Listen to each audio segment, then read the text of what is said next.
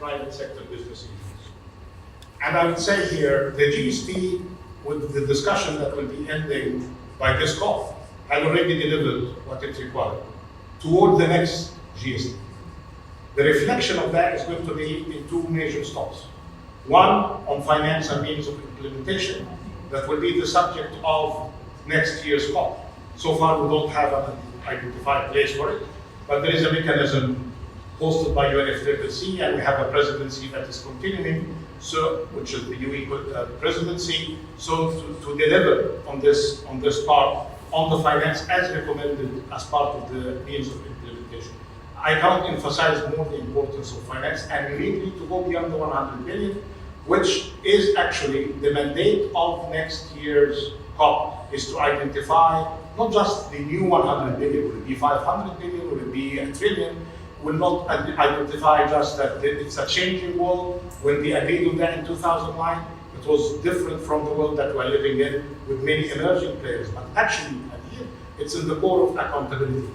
OECD declared 100%. Congratulations, everyone. We reached 100 billion. This is on 2022. And then I said, well, this is a blessing in the disguise there, because many people who were basically doubting if their money is coming because they are part of those 20% or 30% that were never delivered during the last 3 years. But when you tell me, well, we delivered 100% finished. So I go and challenge delivery.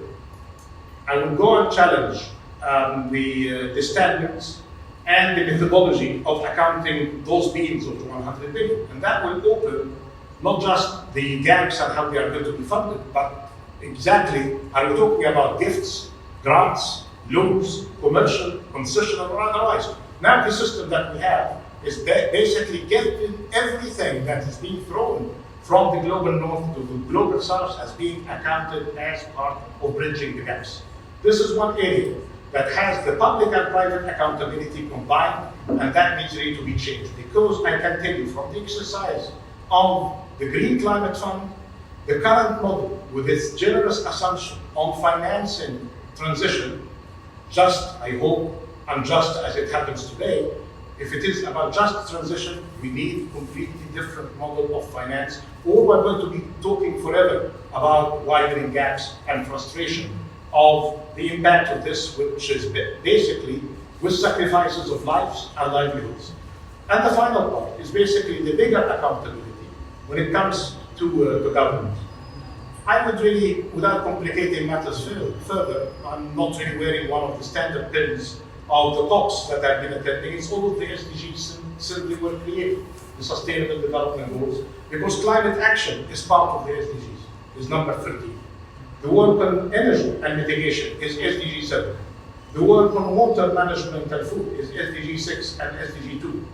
And we are failing miserably in the SDGs as well. And we have good common sense prevailing last year when people proved that climate action is development action, so let's push into that direction.